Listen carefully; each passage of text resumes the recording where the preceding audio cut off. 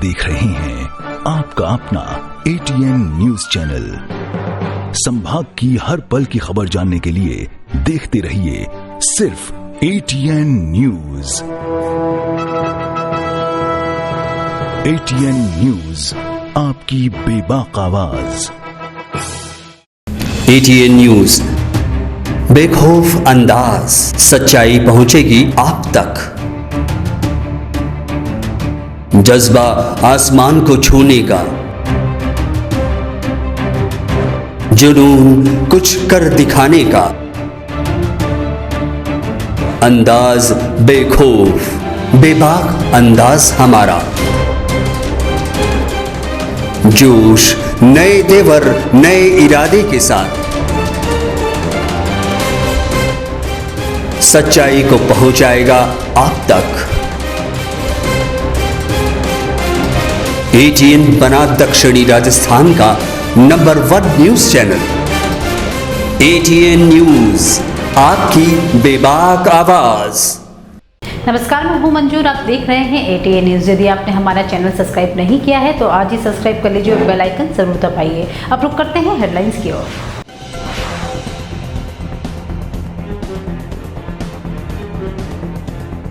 Geetanjali hospital की लापरवाही से हुई एक और मरीज की मौत। परिजनों को गुमराह करने में जुटा हॉस्पिटल की लापरवाही के चलते इससे पहले भी हुई है कई मरीजों की मौत।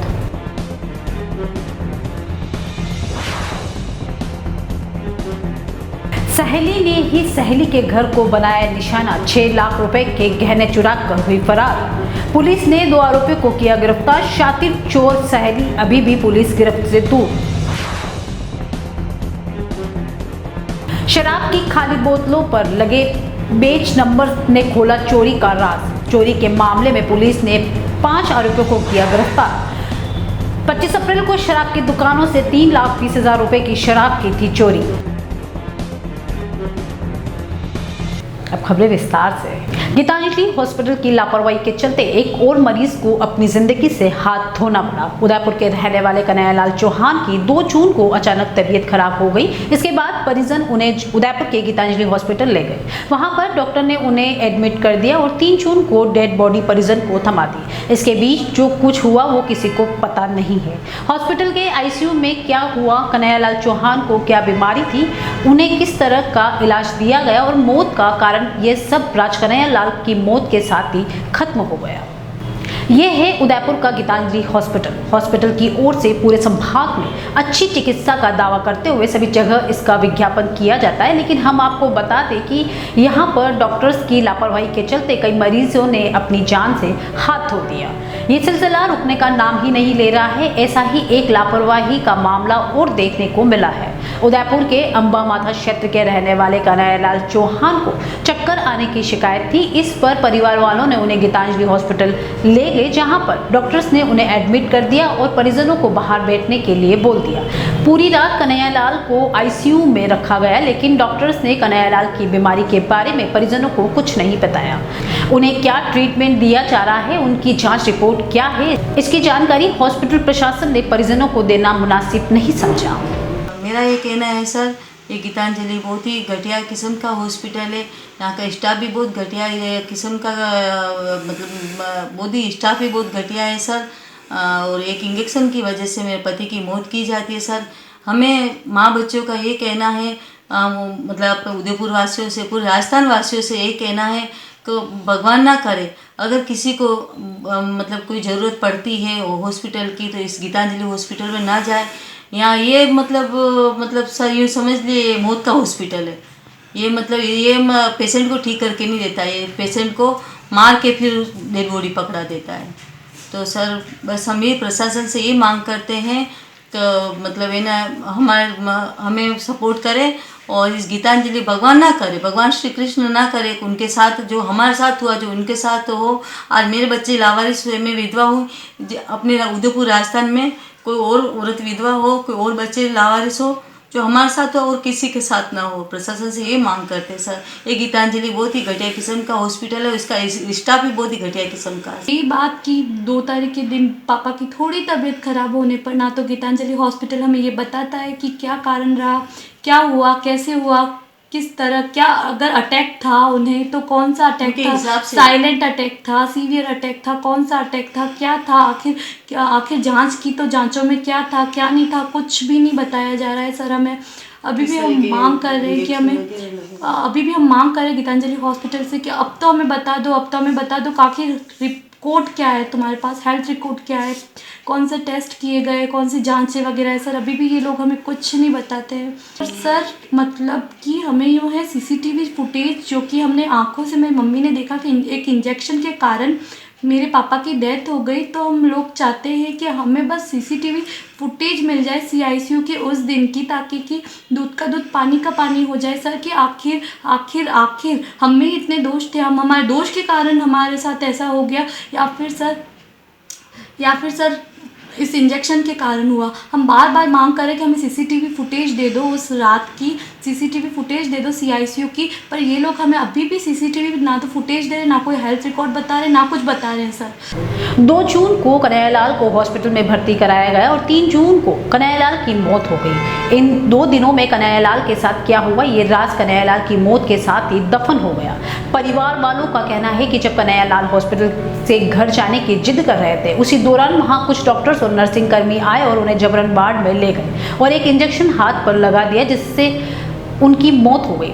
मृतक कन्हैयालाल चौहान की बेटी नेहा चौहान ने हॉस्पिटल प्रशासन पर आरोप लगाते हुए कहा है कि गीतांजलि हॉस्पिटल में मेडिकल किडनैपिंग का काम होता है और उसके बाद मरीज का मर्डर।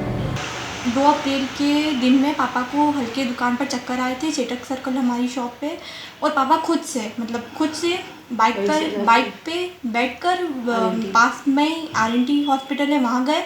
वहाँ पे पापा को एक फ्लूट चढ़ाई और हम भी फिर वहीं पर पहुँचे। तो पापा ने बोला बेटा कुछ नहीं, चक्कर आए, नॉर्मल से चक्कर थे।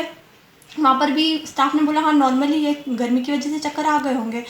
पर फिर भी हमें था कि पापा की थोड़े मतलब टेस्ट हो जाए, तो हम वहाँ से गीतांजलि के लिए निकले। हम बस टेस्ट के लिए निकले थे, हमें नहीं पता था ये लोग मतलब कि हमें एडमिट ही कर लेंगे। मतलब गीतांजलि हॉस्पिटल अगर नॉर्मली चेकअप के लिए भी जाओ तो भी ये मेडिकली किडनैपिंग कर लेते हैं एक इंसान की, मेडिकली किडनैपिंग करके फिर मतलब ये मर्डर कर देते, सरासर मर्डर कर देते। बस इनका मतलब तरीका अलग है, जिसकी कोई एक नॉर्मल इंसान किसकी किडनैपिंग होती है उससे मतलब पहले उसके लिए पैसे ले लेते हैं ये लोग उसके लिए, फिर उसकी किडनैपिंग कर लेते हैं और फिर उसका मर्डर कर लेते हैं। बस इनका तरीका अलग है। ये इंजेक्शन देके ये मेडिकली किडनैपिंग करते हैं, फिर उस इंसान को किसी से मिलने नहीं देते।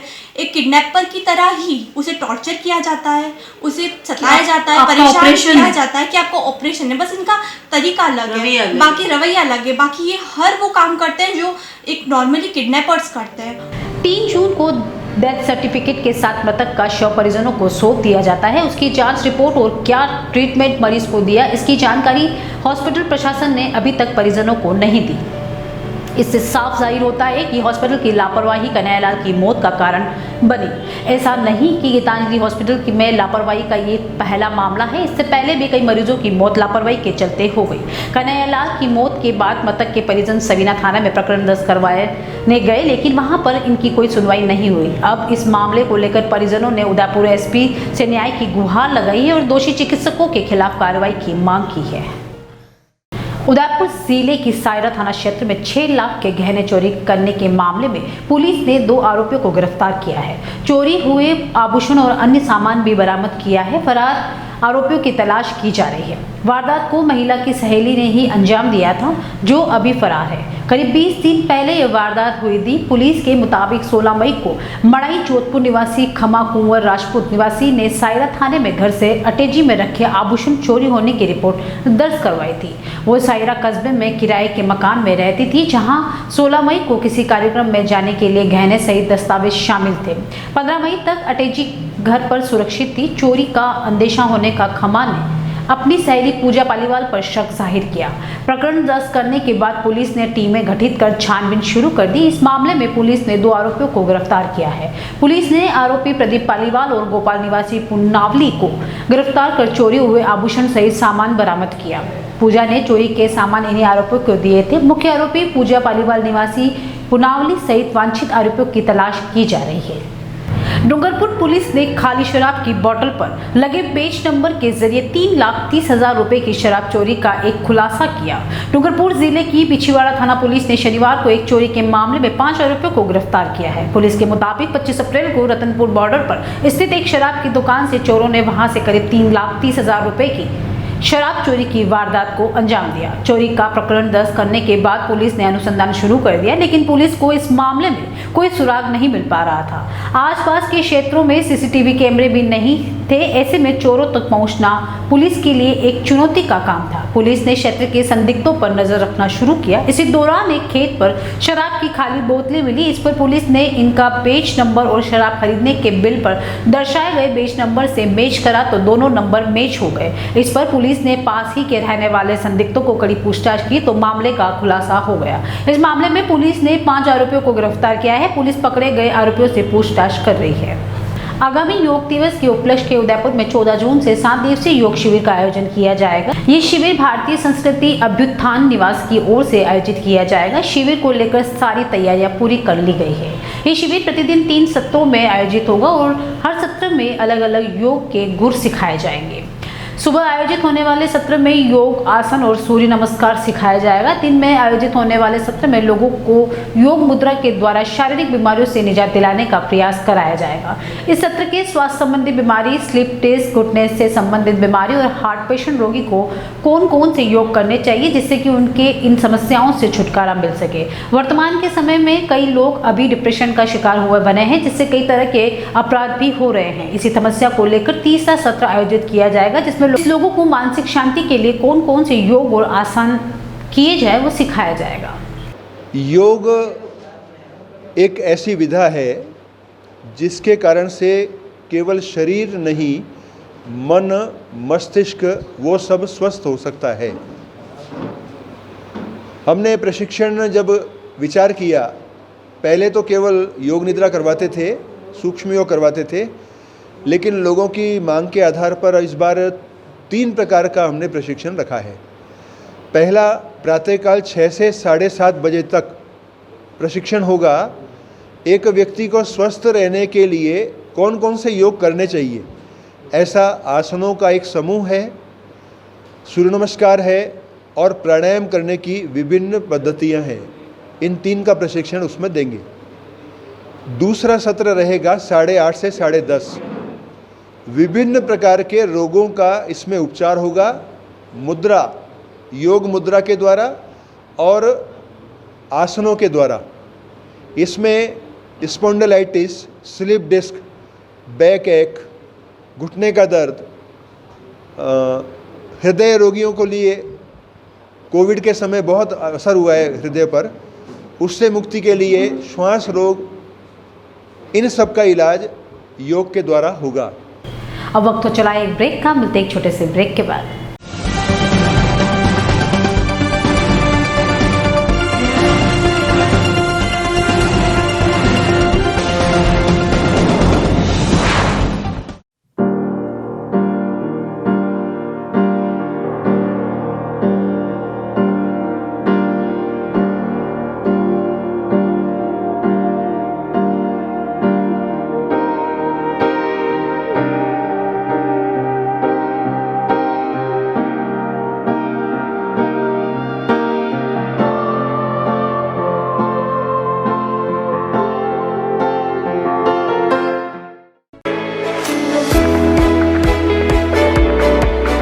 उदयपुर का जनार्दन राय नागर राजस्थान विद्यापीठ डीम्ड विश्वविद्यालय शिक्षा के क्षेत्र में एक अग्रणी संस्था है।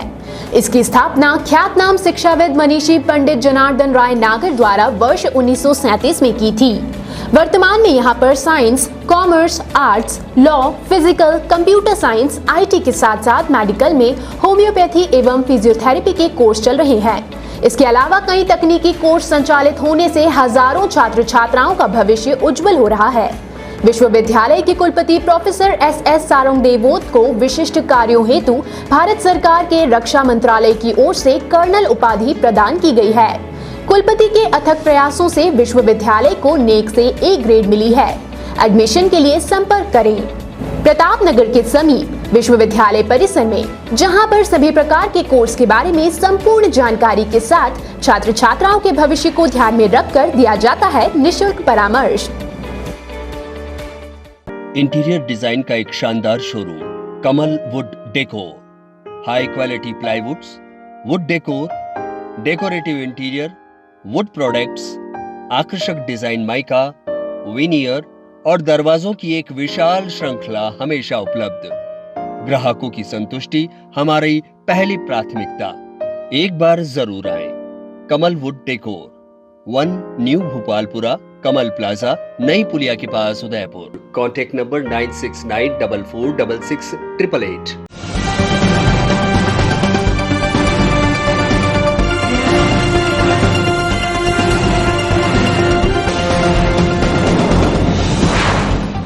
ब्रेक के बाद एक बार फिर शुरू करते हैं खबरों का सिलसिला। जिला परिषद सदस्य कामिनी गुर्जर के बेटे के आत्महत्या का मामला सामने आया है। दरअसल शनिवार अल सुबह शहर के हिरणमंगरी थाना क्षेत्र के टेकरी कृष्णा कॉलोनी सेंट्रल एरिया निवासी जिला परिषद सदस्य कांग्रेस नेता कामिनी गुर्जर के 21 वर्षीय बेटे प्रथम गुर्जर ने अपने ही घर में फांसी का फंदा लगाकर आत्महत्या कर ली। सूचना पर गुर्जर के घर पर मातम का माहौल हो गया है और पड़ोसियों की भीड़ के बाहर जमा हो गई है। जानकारी मिलने पर हिरणमंगरी थाना पुलिस मौके पर पहुंची और शव को फंदे से उतारकर एमबी हॉस्पिटल की मोर्चरी में भिजवाया। यहां पोस्टमार्टम के बाद शव परिजनों को सुपुर्द कर दिया गया, साथ ही मामले की जांच शुरू कर दी। परिजनों ने मिली जानकारी के अनुसार प्रथम वेट लिफ्टिंग का अच्छा खिलाड़ी था और ऑस्ट्रेलिया जाने वाला था। हालांकि आत्महत्या के कारणों का खुलासा नहीं हुआ है। बाल श्रम को रोकने के लिए भले ही कानून बन गया हो, लेकिन आज भी प्रदेश में कई जगह बाल श्रमिक काम करते हुए मिल रहे हैं। राजस्थान को बाल श्रम से मुक्त कराने के लिए अब प्रशासन भी सक्रिय हो गया है। 12 जून को विश्व बाल श्रम निषेध दिवस पर उदयपुर से 7 दिनों तक श्रमिकों को शिक्षा से जोड़ा जाएगा।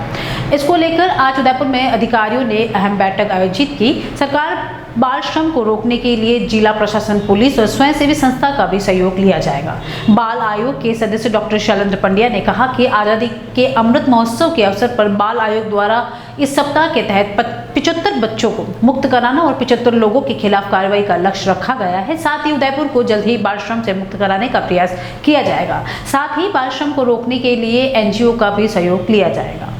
12 जून को चूंकि सब लोग जानते हैं कि अंतर्राष्ट्रीय बाल श्रम निषेध दिवस है, हर साल की तरह इस बार भी सिर्फ जन जागरूकता ही सीमित नहीं रह जाए, इसलिए राजस्थान बाल आयोग, राष्ट्रीय बाल आयोग और जिला प्रशासन, पुलिस विभाग सब ने मिलकर एक रणनीति बनाई है कि हम लोग इस पूरे एक दिन को नहीं, पूरे सप्ताह को सेलिब्रेट करने जा रहे हैं।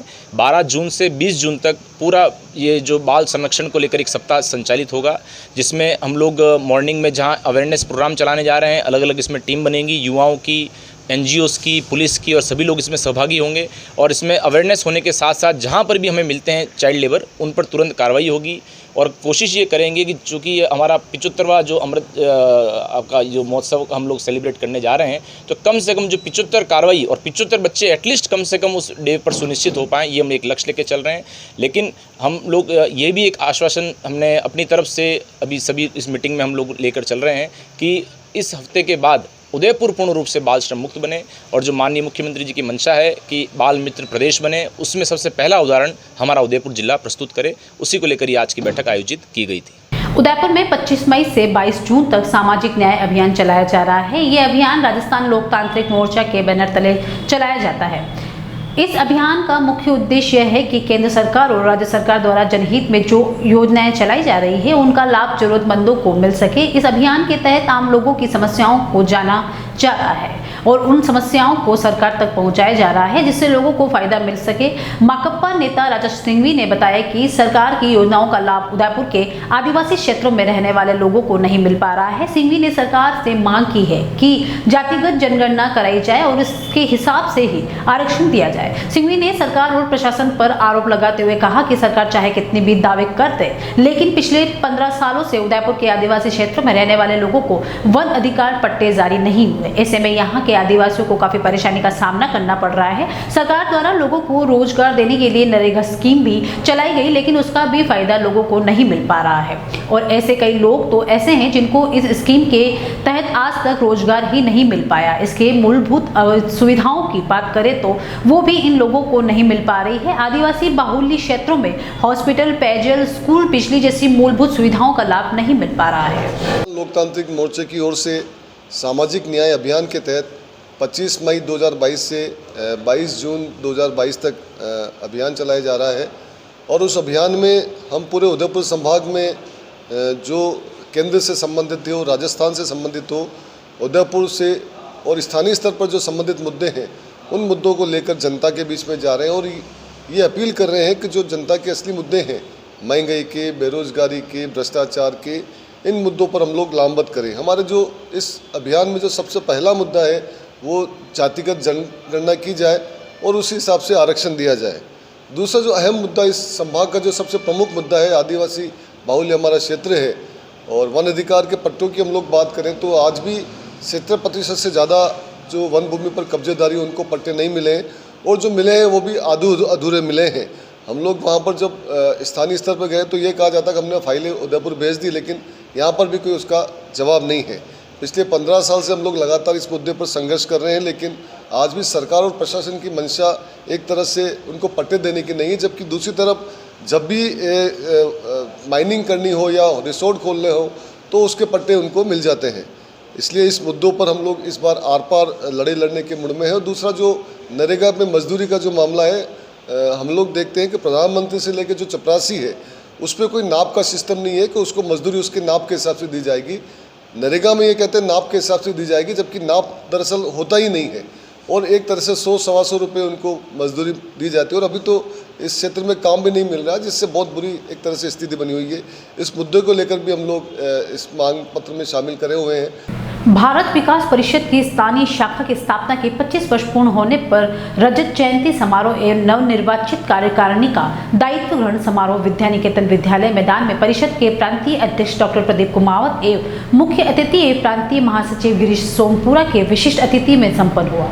समारोह में नवनिर्वाचित अध्यक्ष जगदीश चौहान, सचिव मुकेश टांग एवं कोषाध्यक्ष यशवंत जोशी को मुख्य अतिथि ने दायित्व ग्रहण कराया। इस अवसर पर परिषद के 25 वर्षों के कार्यकाल में अध्यक्ष रहे रमेश चंद्र कोठारी, पारस जैन, बजरंग अग्रवाल एवं विमल कोठारी, बादामी लाल सुथार, भूपेंद्र कुमार जैन, नरेंद्र पंचोली, हसमुख जैन, गजेंद्र पंचोली, कमल प्रकाश, तिलकेश जोशी व हेमंत मेहता का अतिथियों ने प्रतीक चिन्ह भेंट कर सम्मान किया। सरकार ने अच्छी शिक्षा देने के लिए प्रदेश में 700 से ज्यादा Mahatma Gandhi English medium school खोलने और इन स्कूलों के टीचर्स की भर्ती के लिए अध्यापिकाओं से आवेदन भी मांगे, लेकिन टीचर्स की इन स्कूलों के प्रति कोई रुचि नहीं दिखाई दी। इसके लिए अब सरकार ने इन स्कूलों में खाली पड़े पदों के लिए गेस्ट फैकल्टी के जरिए भरने का कवायद शुरू कर दिया है। इसके लिए प्राइवेट टीचर्स को नियुक्ति दी जाएगी। इन टीचर्स को करीब 30,000 सैलरी भी दी जाएगी। दरअसल शिक्षा विभाग ने Mahatma Gandhi English medium school में 10,000 टीचर्स की भर्ती के लिए वैकेंसी निकाली थी, लेकिन 3 महीने से ज्यादा वक्त बीत जाने के बाद भी टीचर्स ने Mahatma Gandhi English medium school में पढ़ाने के लिए रुचि नहीं दिखाई, जिसके बाद शिक्षा विभाग ने गेस्ट फैकल्टी के तौर पर टीचर्स की नियुक्ति करने का फैसला किया। ऐसे में अब स्कूल स्तर पर आवेदन प्रक्रिया शुरू कर 2022 शैक्षणिक सत्र में ही टीचर्स को पोस्टिंग दी जाएगी। 10 जून को हुए राज्यसभा के लिए हुए चुनाव में धौलपुर भाजपा विधायक शोभा रानी कुशवाहा ने क्रॉस वोटिंग करते हुए भाजपा की चिंता बढ़ा दी है। राजस्थान में अगले साल विधानसभा चुनाव होने हैं, ऐसे में पार्टी विधायक द्वारा की गई क्रॉस वोटिंग में भाजपा पार्टी को बड़ा झटका लगा। राजस्थान 4 राज्यसभा सीटों के लिए चुनाव में 3 सीटों पर कांग्रेस ने अपना कब्जा कर लिया है। बीजेपी विधायक शोभा रानी कुशवाहा की क्रॉस वोटिंग को लेकर बीजेपी हाईकमान ने प्रदेश नेतृत्व से जवाब मांगा है। राजस्थान बीजेपी ने पड़ताल भी शुरू कर दी है। बीजेपी प्रदेशाध्यक्ष सतीश पूनिया, नेता प्रतिपक्ष गुलाब चंद कटारिया, उपनेता प्रतिपक्ष राजेंद्र राठौर, संगठन महामंत्री चंद्रशेखर, प्रदेश प्रभारी अरुण सिंह समेत सीनियर नेता क्रॉस वोटिंग के कारणों की जांच में जुटे हैं। भाजपा के नोटिस के बाद शोभा रानी कुशवाहा ने शनिवार को भाजपा पर ही पलटवार कर दिया। कुशवाहा ने शनिवार को एक प्रेस नोट जारी करते हुए भाजपा पार्टी पर आरोप लगाया कि कुशवाहा ने कहा कि धौलपुर में नगर परिषद चुनाव के दौरान भी पार्टी ने भेदभाव किया था। यही नहीं, पंचायत समिति प्रधान के चुनाव में भी भाजपा ने पार्टी के ही प्रत्याशी को हरवा दिया था। कुशवाहा ने कहा कि धौलपुर सीट को लगातार 3 बार हमने जीता है। ऐसे में भाजपा को लग रहा है कि कुशवाहा अगली बार वे चुनाव जीत जाएगी, जिससे पार्टी में उसका कद बड़ा हो जाएगा। भाजपा एक ऐसे गुलाम को चाहती है जो यशमैन की तरह काम करे। आज की खबरों में इतना ही। चलते चलते एक बार फिर नजर डालते हैं हेडलाइंस पर।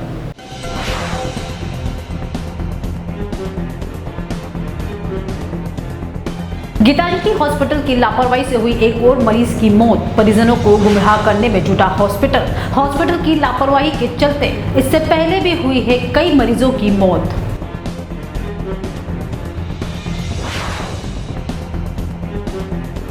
सहेली ने ही सहेली के घर को बनाया निशाना, 6 लाख रुपए के गहने चुरा कर हुई फरार। पुलिस ने 2 आरोपियों को किया गिरफ्तार। शातिर चोर सहेली अभी भी पुलिस गिरफ्त से दूर। शराब की खाली बोतलों पर लगे बेच नंबर ने खोला चोरी का राज। चोरी के मामले में पुलिस ने 5 आरोपियों को किया गिरफ्तार। 25 अप्रैल को शराब की दुकानों से 3,20,000 रुपए की शराब की थी चोरी। आज के बुलेटिन में इतना ही। अब दीजिए इजाजत मंजू को। आप देख रहे हैं आपका अपना ATN न्यूज चैनल। संभाग की हर पल की खबर जानने के लिए देखते रहिए सिर्फ ATN न्यूज। ATN न्यूज, आपकी बेबाक आवाज। ATN न्यूज, बेखौफ अंदाज, सच्चाई पहुंचेगी आप तक।